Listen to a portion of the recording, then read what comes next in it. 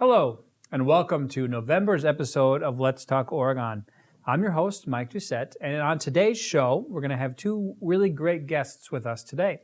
We'll first be talking to Oregon's Village President, Phil Van Kampen, and speaking directly about the budget and some upcoming improvement projects that will be at the forefront of the Village's mind. And in our second segment after the break, we'll be sitting down with Oregon High School's newest Associate Principal, Mr. Durand Hunter, and we'll be introducing you to him, and we'll be welcoming him to the Oregon community. So first, thanks, Phil, for being a repeat guest. Now, this is your second time on Let's Talk Oregon. I think the first episode we had you highlighted as the incoming village president, so thanks for coming back today. Nice to be here, thank you. And I really hope that your term so far has started smoothly and that things are going well. So we have a lot of interesting topics we can cover, but first let's kind of talk about the budget, because I know and I understand that you have a public hearing set for, is it November 20th, Monday, November 20th. So public can come and give their feedback and input on that budget. Right. And as I was looking through it, there's a lot of percentages and math terms and things like that. So in layman's term for our viewers, can you kind of explain how the village, actualized, what do we call that there? Explain the village's equalized value has risen, right? But yet the tax levy or tax rate has fallen. So what does that mean in layman's terms for our viewers? Sure. So the equalized value, as everyone knows, real estate prices seems to be going up, and so that increases the value of individual homeowners. So the village establishes each year a mill rate or a tax rate per thousand, and that fluctuates from year to year. And this year it's actually going down about 0.5% or so. Okay. And a lot of taxpayers might think, oh, great, my taxes are going to go down. But because the mill rate is fixed at a certain amount, but the value of your home may have gone up. Right. So then your actual taxes may increase, even though our tax rate per thousand has dropped a little bit. Okay. So in terms of this budget then, what do we see as kind of the largest commitments in that budget to the village? What's taking the lion's share of funding from that? Where do you see investments being made in the community? Well, there's two parts to that, Mark. There's the operational budget, and that's about 7.5, 7.8 million. And that's just day-to-day operations of the village. Then there's the capital budget, and that's where the borrowing comes in.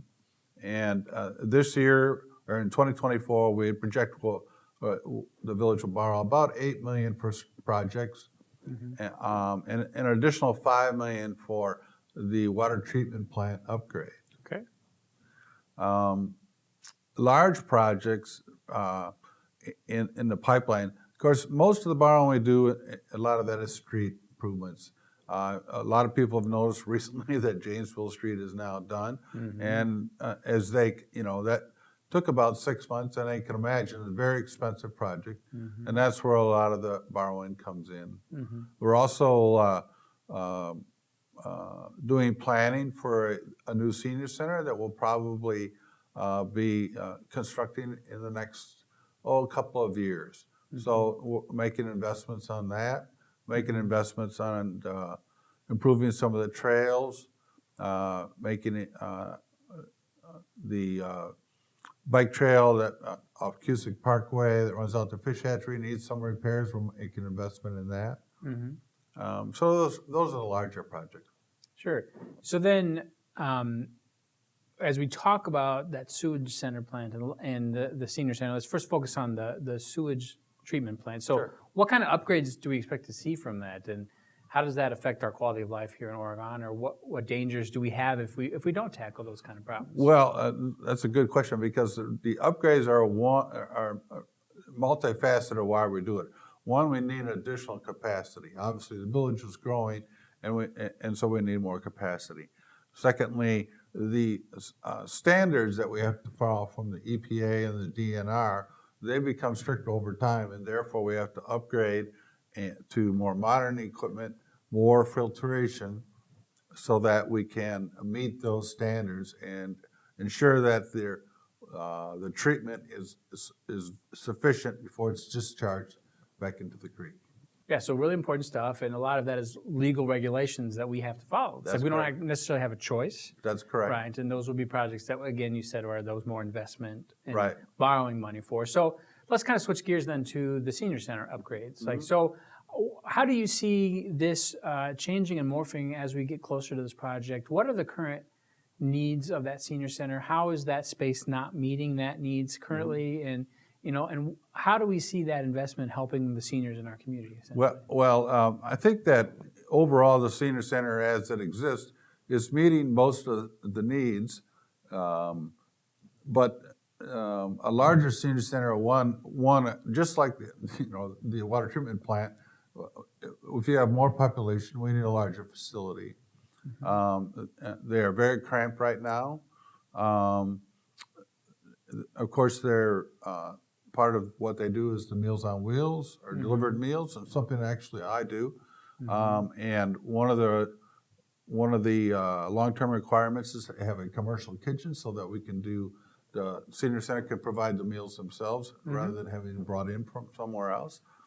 In addition, they need more space for exercise and things like that. They're really not a large rooms for that type of thing. Yeah. In addition, one of the things we're discussing is, of course, and I should say that right now the plan is to put the senior center downtown on that basically the same property where it is right now.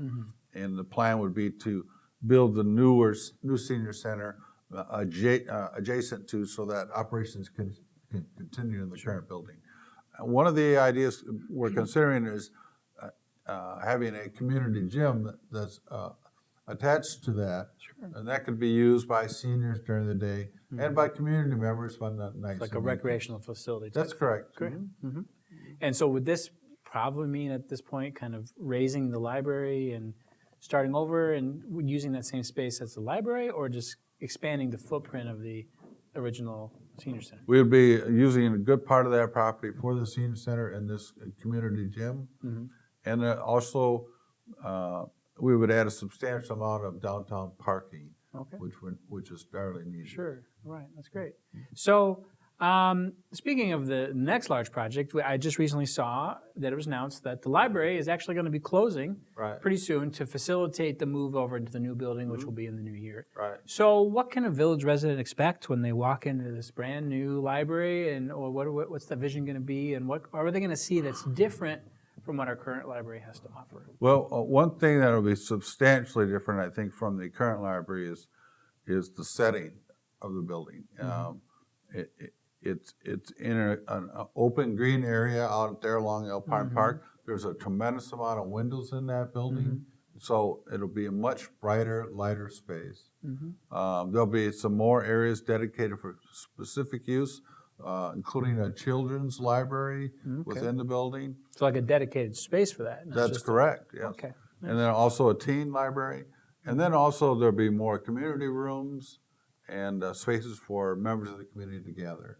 Nice. Yeah. And so those community rooms would be just open for rental for That's correct. just meeting space, or That's correct, a special yes. event or something along those lines? Yes, exactly. Okay, great. And I know there's been some concerns from people in the community about losing kind of the downtown feel and central services. So, in our vision, I know the Village Hall has come out to the Alpine Parkway neighborhood, and so is now the library. So how do we keep our village still feeling cohesive? Are there any plans and talk about that, or how do we kind of make that still a central focus for us?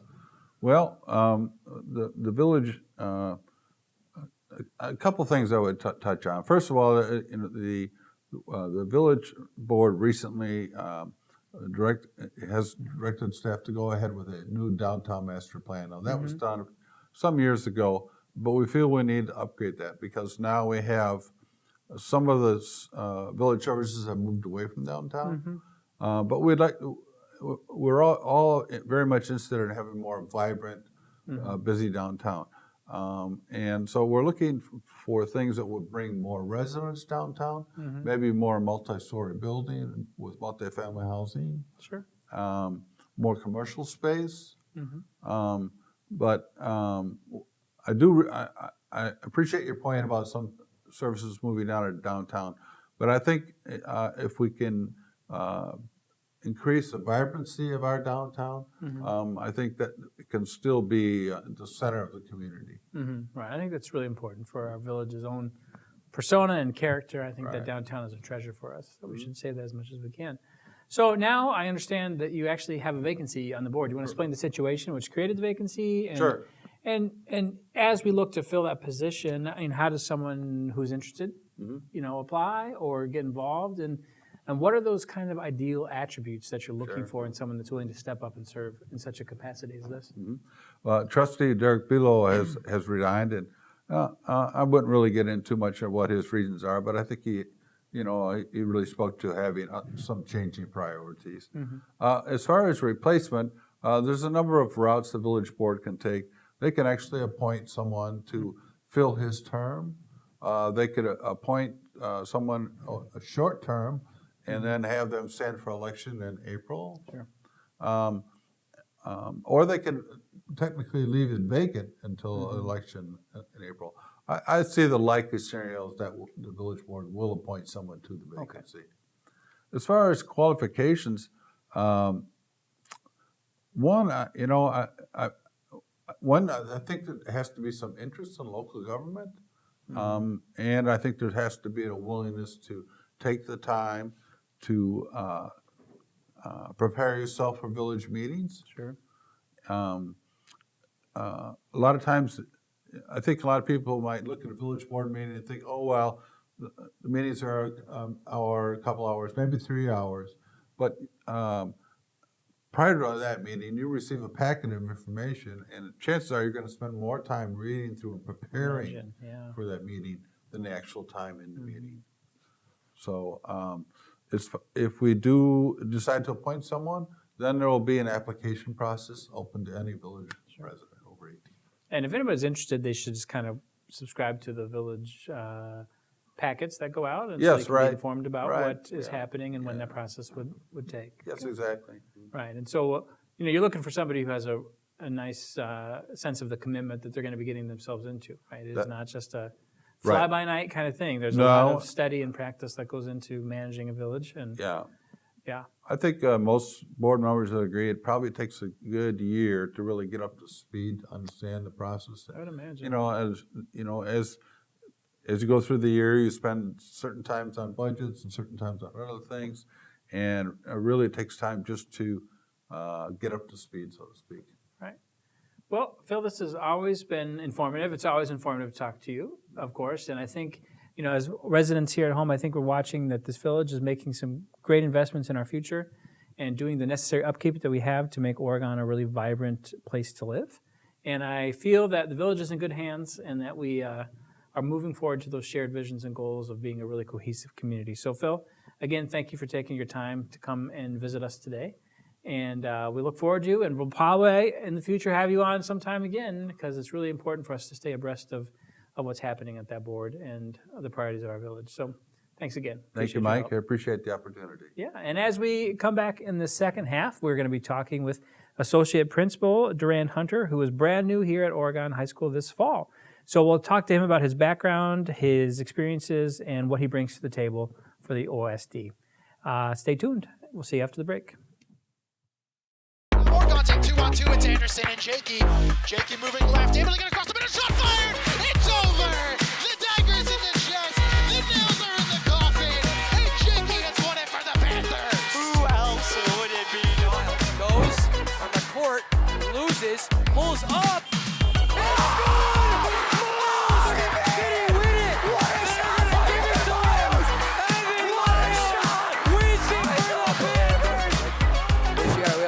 But a turnover for Oregon. Here comes Nice.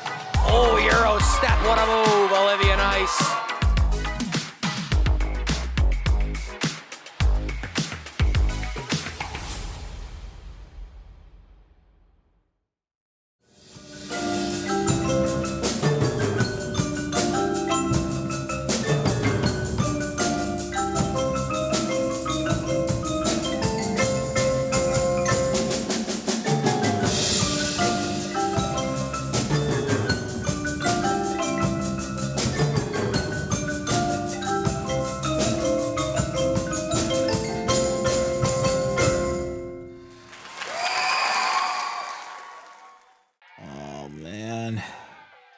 can't believe I'm missing this.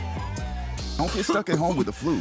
A flu shot is the best way to prevent the flu and its potentially serious complications. Don't get flu FOMO. Learn more at getmyflushot.org.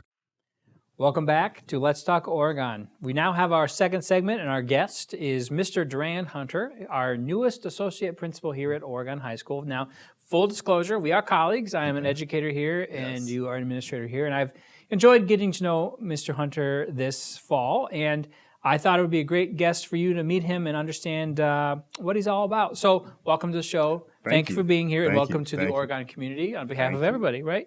So, you've had a lot of interesting background experiences in your educational journey that have led you here to Oregon. So, can you kind of give us an idea of like how you came to be here and what skills you've picked up along the way? Okay. Well, it's a pretty colorful journey in itself.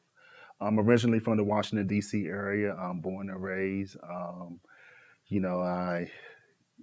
Through my journey in terms of education, I first worked at Eastern High School, which is on the Eastern Shore of Maryland. And, as an educator, social studies teacher by trade, started to develop my skills in education in that route. I mean, I started pretty late.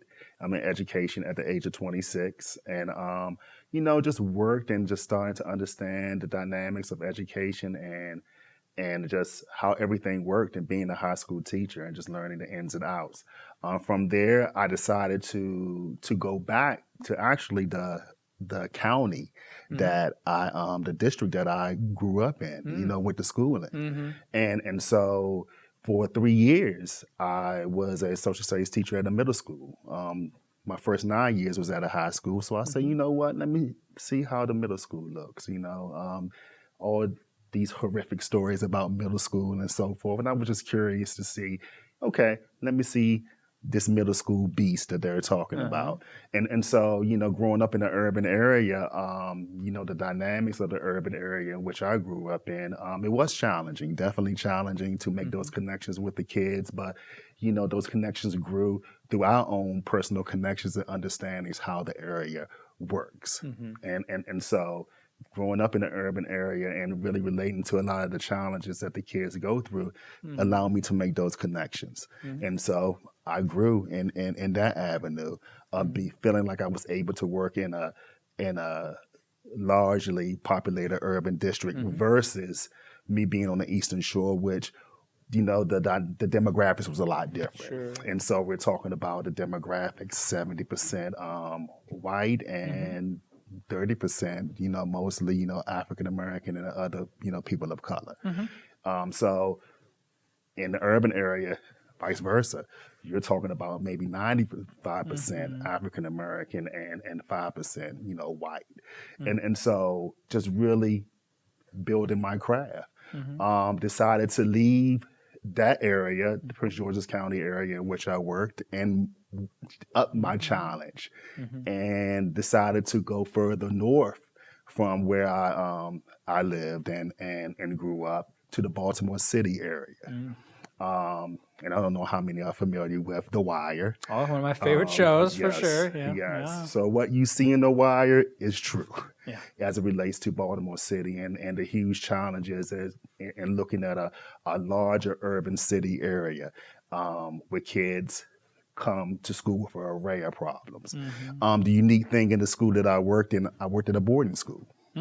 So working at the boarding school, the kids were dropped off on Sunday, and they stayed with us from Sunday night till Friday, where they were picked up in the evening and the bus dropped them back off on the weekend at their homes. So that allowed us in this particular school, which is called the Seed School of Maryland, to meet the kids' challenges. A lot of the kids, single parent homes, one of their parents was incarcerated and so forth. In a lot of cases, kids would go back home to where they didn't have any electricity or whatever. So the school offered them that stability. And I worked there for 4 years. That's where I met my wife at that school. And I was 36, 37 years old. And married my wife and stayed there for 4 years. And then from that point, we decided to, you know what? Like LeBron James, let's take our talents, overseas. And we took our talents overseas to Kuwait. In Kuwait, I had the opportunity to dive into administration. In Kuwait, my first year social studies teacher again, a position opened up in the elementary as an assistant principal. And I applied for that position. I was like, okay, I did high school, I did middle school. Now let me see about, the elementary school. Did that for a year. Was an assistant principal in elementary school in Kuwait, in the American School of Kuwait for a year. That was a huge culture shock and being I imagine. in a different country, an Arabic speaking country, and just the dynamics and how just education works, there and the politics behind education as it relates to working overseas, internationally. And so just grew in really being able to build my connections, not only with the kids, which was natural, but with the community, the parents, and even with the board members that actually helped to run the school, efficiently, because it was a business at the end of the day when it came to that particular school. And so did that worked in elementary for a year, did some professional development coordinator type of jobs there a couple of years as well. Just did a lot of various different things administratively as it relates to, Kuwait and the American school. And so that's what I grew in my background in terms of administratively. We decided from that point, so, okay, do we want to come back to the States or do we want to seek another journey somewhere else? We decided to seek another journey. And so we went to Egypt. Right. So that was the next landing place. And Egypt, very similar to Kuwait in the sense that the majority of the people are Arabic. It's a Muslim, country at the majority, but they do have Christians there. And, they have a Jewish population there as well, which a lot of people are surprised about. Right, I imagine. And so very diverse, community of people, Arabic speaking people. And so that took my journey in administration a step further. The first year, anytime you're going into a new school, they always want to test your ability to be a teacher. It's like, okay, I've been doing this for years, so that's not even an issue. Jumped into a middle school position as an 8th grade social studies teacher. Did that, for a year. Enjoyed it. The high school principal came to me and said, hey, we have some dean positions that are opening up. Would you like to be a dean? I said, sure. I said, do I have to apply for anything? And then gonna go through that route? She was like, no, we already seen your resume. We seen your background. We think you'd be a good fit. So I jumped right into that and being dean of students for the high school. And I did that for 3 years as a dean of students. And then you came here, right? And then I came here. So as we kind of think ahead, now you've spoke about these international experiences. Has this been a culture shock for you here? Are those have those experiences translated well? Are kids everywhere? Or how do you compare those experiences? You hit it right on the nail. Kids are kids everywhere. Hasn't been a huge culture shock for me. Has it been a weather shock? Yes. Imagine. Definitely a weather shock, but not a culture shock. I've just been fortunate enough to, in my journey, my educational journey, to experience a lot of different things. And so nothing a little truly bit of everything, surprised really, me. A little if bit you of think everything. about it. It's Absolutely. really varied experiences. So nothing really surprises me. Kids are kids no matter where you go.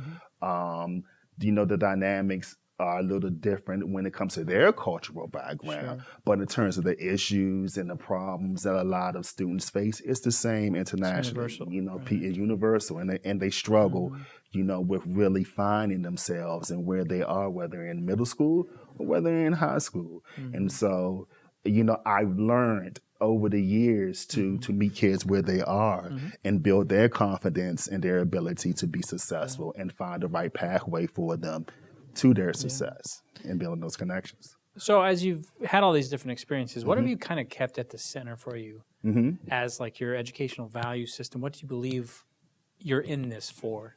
Like, what do you hope to do with each and every student that you meet? To help them grow, to realize who they are, their own personal potential, and their value to this global society, not just within the United States, not within their local community, in a global scheme of things, and their connection to everyone that they interact with and meet and their value. And so understanding their value, that they do have value, and no matter what situations that you're in, you have value within the grand scheme of things. And working with adults and working with people to bring out that value in yourself. So that's I feel like is my major, contribution, to education and making those connections with kids and making the connections with the community. Right, and I know as an AP, sometimes it's hard to find those positive connections with kids. So how do you seek that out daily instead of kind of your same return students you mentor on a daily basis? How do you also find some other those positive connections happening? Just naturally. You don't force connections. Yeah. Naturally, whatever way you can naturally connect with kids. Sometimes I'm connecting through kids through the troubles that they're getting into. As a AP, I deal with a lot of behavior issues, and so in dealing with those behavior issues and kids coming to my office, having conversations with them. Making the conversation not seem like a punishment. It's a conversation of really understanding their thought process and what led them, to me, and them getting to know who I am and what, my values are, and even me knowing what their values are, and finding some type of common ground to really figure out, okay, well, what I need for you to understand in whatever troubles you're in is that we have policy, we have rules. There's rules in society, there's rules in school. So what are some of your goals? Sure. How can we work together to get you where you need to be in understanding how to be, a valued member of this community, but not only here, but outside of the school as well. It's extremely important. So you've spoke a lot about values. And Yeah. the next question for you is, the district values are clearly stated everywhere. We have Right. 5 values. So how do you see your work aligning with that district vision and mission? Everywhere. With myself and my job, making those again connections with the community, helping them to understand what those values are, helping the kids understand what the values are and how they fit into the grand scheme of things in those values and how we interact and move within them. Even with the teachers as well, and how I connect with the teachers and the administrative staff as it relates to those values and building that community to embrace them, not to fight against them, to embrace them, because that's how that moves our district forward in a positive direction versus a negative direction. Exactly. Yeah. Well, that makes a lot of sense to me, of course. So I think you've just spoke so much about all these different various backgrounds and experiences, and I think you're definitely bring a wealth of knowledge to this position. And I've seen you in action with kids, and I know you're out there, busting it every day to get the job done. So I appreciate that, and I hope the Oregon community, as they begin to see you around some more, will introduce yourselves to Mr. Hunter here, and know that you're here to help kids. You're here to be a valued part of this community. So. Again, thanks for taking the time to come to the show. Thank you. you. Hopefully, Oregon, you have a better sense of who this new AP is. And I know for firsthand fact, he's a great guy to have here on staff. So that's all we have time for today. But we'll see you next month here on Let's Talk Oregon. Have a great Thanksgiving holiday.